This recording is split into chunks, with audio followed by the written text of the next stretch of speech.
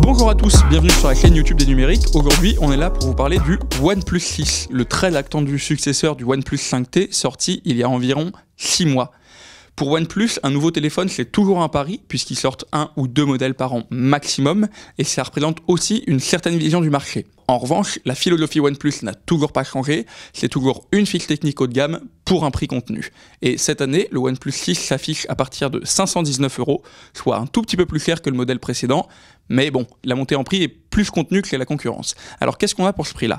On a un écran de 6,2 pouces à encoche, oui, tant pis, il faudra s'y faire, derrière lequel on retrouve une puce Snapdragon 845, 6 ou 8 Go de RAM, 2 appareils photo 16 et 20 millions de pixels au dos, bref, tout ce qu'on pourrait retrouver actuellement sur les hauts de gamme de la concurrence.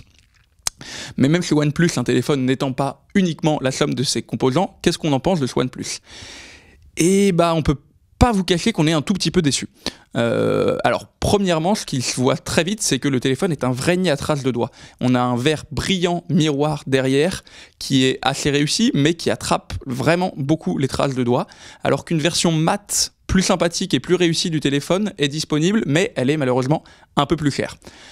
Question technique, en photo, il s'en sort bien, mais il peut pas aller bousculer vraiment les hauts de gamme et la concurrence, et notamment ce qu'on retrouve chez Honor avec le View 10 par exemple. Il n'a pas tout à fait réussi à relever le niveau par rapport au 5T qui était une semi-déception de ce côté-là aussi. L'écran est toujours superbe, OnePlus a une belle maîtrise de l'OLED et ça se voit encore une fois cette année, donc ça, pas de problème de ce côté-là.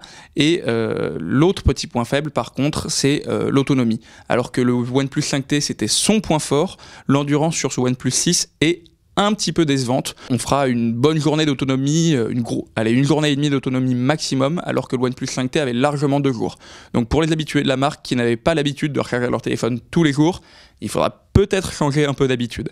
En somme, le OnePlus 6 est une évolution mineure du précédent modèle, qui a quelques avantages et quelques inconvénients, mais qui ne s'impose pas autant que son prédécesseur et qui n'est pas autant flagship killer que OnePlus l'aimerait finalement.